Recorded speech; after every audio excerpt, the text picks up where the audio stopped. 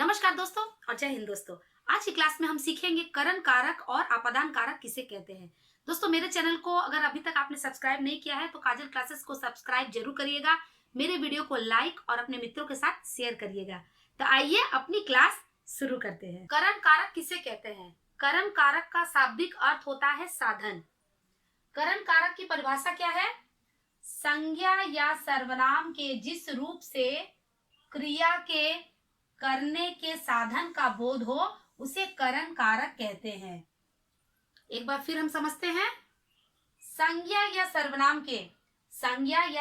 के जिस रूप से क्रिया के करने का, क्रिया मतलब भर, काम करने के साधन का बोध हो उसे हम करण कारक कहते हैं। अर्थात हम क्या कह सकते हैं? जिस चीज से साधन हो, मतलब जिस चीज से काम किया जाए उसे ही हम करण कारक कहते हैं। जिसकी सहायता से कोई काम किया जाए, जिस माध्यम से कोई हम काम करते हैं उसे ही हम करण कारक कहते हैं।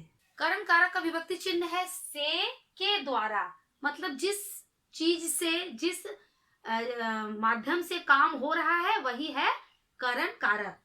से के द्वारा, जैसे मान लीजिए राम कलम से लिखता है। राम कलम से लिखता है। यहाँ से क्या है? से है माध्यम। किस चीज से राम लिख रहा है? कलम से लिख रहा है। राम जो कुछ भी लिख रहा है उसका माध्यम क्या है? उसका माध्यम है कलम। राम कलम से लिखता है। लिखने का साधन, लिखने का साधन क्या है? कलम। लिखने का साधन क्या है? कलम। तो ये से क्या है? करण कारक। जैसे मान लीजिए वह चाकू द्वारा काटता है। वह चाकू द्वारा काटता है। किसके द्वारा काटता है? चाकू द्वारा काटता है। यहाँ पर जो भी हम काट रहे हैं वो क्या साधन बना है? वो बना है चाकू, मेरा साधन बना है। तो यहाँ क्या हो गया? काटने का साधन। काटने का साधन। पहला वाक्य में राम कलम से लिखता है। कार्य किस चीज से संपन्न हो रहा है? लिखने का, कलम से। ठीक है, तो जहां पर भी जिस चीज से कार्य संपन्न होता है या कार्य पूरा होता है उसे ही हम करण कारक कहते हैं। राम कलम से लिखता है। से क्या है हमारा? से है करण कारक, क्योंकि से क्या है? लिखने का साधन। कलम लिखने का साधन है। वह चाकू द्वारा काटता है। वह किस चीज से काटता है? चाकू से काटता है। ठीक है, तो ये द्वारा क्या है? काटने का साधन। चाकू द्वारा काटा जाता है। तो जिस चीज को, काम को अंजाम दिया जाता है या काम संपन्न किया जाता है जिस माध्यम से, जिस साधन से, उसे ही हम करण कारक कहते हैं। आइए करण कारक के कुछ और अन्य उदाहरण देखते हैं। जैसे मान लीजिए पत्र को कलम से लिखा गया है। पत्र को कलम से लिखा गया है। बच्चे गाड़ियों से खेल रहे हैं। बच्चे गाड़ियों से खेल रहे हैं। राम ने रावण को बाण से मारा। राम ने रावण को बाण से मारा। वह लड़का ठंड से कांप रहा था। वह लड़का ठंड से कांप रहा था। महेश सारी जानकारी पुस्तकों से लेता है। महेश सारी जानकारी पुस्तकों से लेता है। इन सभी वाक्यों में से विभक्ति चिन्ह का प्रयोग किया गया है। इन सभी वाक्यों में आप देखिए, सब में से विभक्ति चिन्ह का प्रयोग किया गया है। इस चिन्ह से हमें यह क्रिया करने के साधन का पता चलता है। इससे हमको यह पता चलता है कि किस माध्यम से काम या क्रिया संपन्न हुई है। मतलब ये सभी क्या है? से के द्वारा, मतलब करण कारक के द्वारा इसे किया गया है, संपन्न किया गया है। मतलब ये सभी करण कारक के अंतर्गत आएंगे, क्योंकि इन सभी में क्रिया किसी साधन से या किसी माध्यम से पूरी हुई है, इसीलिए ये सभी करण कारक के उदाहरण कहलाएंगे। अब हम पढ़ेंगे अपादान कारक किसे कहते हैं। अपादान कारक का शाब्दिक अर्थ होता है अलगाव, मतलब पृथक होना या फिर सेपरेट होना। इसका परिभाषा क्या है? जब संज्ञा या सर्वनाम के जिस रूप से किन्हीं दो वस्तुओं के, जब संज्ञा या सर्वनाम के जिस रूप से किन्हीं दो वस्तुओं के, ठीक है, अलग होने का, किसके अलग होने का बोध होता है, तो उसे हम अपादान कारक कहते हैं। जब दो वस्तुएं अलग होती हैं तो उन्हें ही हम क्या कहते हैं, अपादान कारक कहते हैं।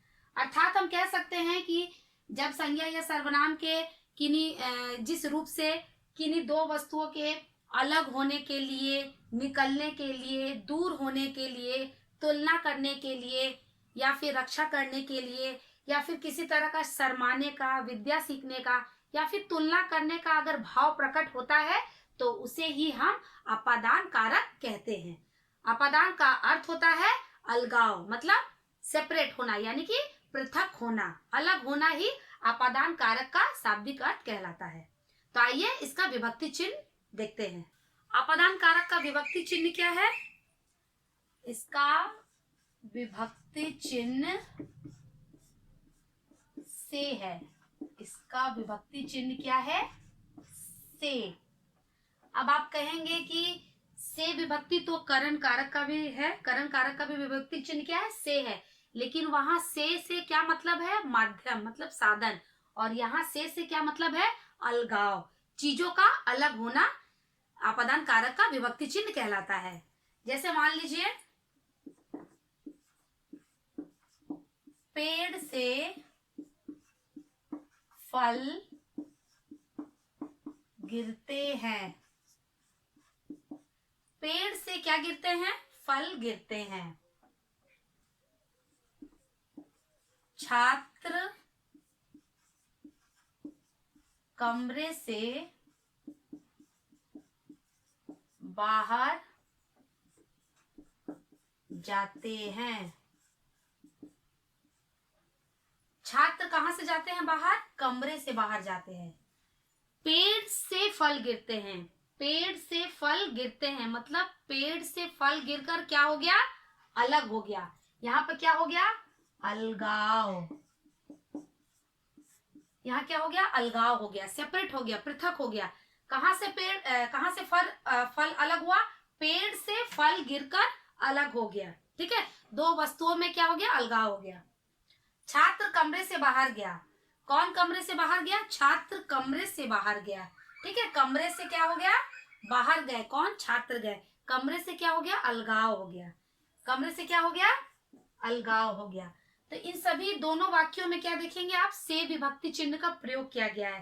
ठीक है, पेड़ से फल गिरते हैं और छात्र कमरे से बाहर होते हैं। इन दोनों वाक्यों में हमने से विभक्ति चिन्ह का प्रयोग किया गया है। इन दोनों वाक्यों में ही दो वस्तुएं क्या होती है? अलग होती है। ठीक है, जहां पर भी दो वस्तुओं का अलगाव होता है तो वहां पर हम अपादान कारक का प्रयोग करते हैं। तो आइए अपादान कारक के कुछ और अन्य उदाहरण देखते हैं। अपादान कारक के कुछ अन्य उदाहरण, जैसे मान लीजिए महेश छत से गिर गया। महेश छत से गिर गया। छत से महेश क्या किया? गिर गया। इसमें क्या हो गया? अलगाव हो गया, दूर हो गया। सांप बिल से बाहर निकला। सांप कहां से निकला? बिल से बाहर निकला, बाहर निकलकर चला गया। पृथ्वी सूर्य से बहुत दूर है। पृथ्वी सूर्य से बहुत दूर है। पृथ्वी सूर्य से दूर है, हम सभी को पता है, काफी दूर है। आसमान से बिजली गिरती है। कहां से गिरती है? आसमान से बिजली गिरती है। हम सभी को पता है आसमान से बिजली गिरती है। और बिजली गिरकर क्या होती है?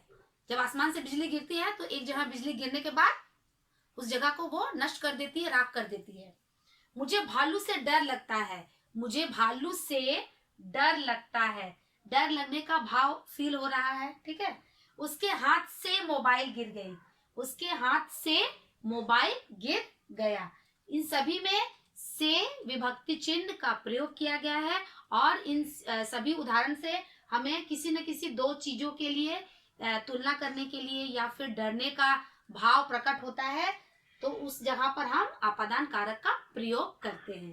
तो इन सभी में अपादान कारक का प्रयोग किया गया है। ये सभी अपादान कारक के ही अंतर्गत आते हैं।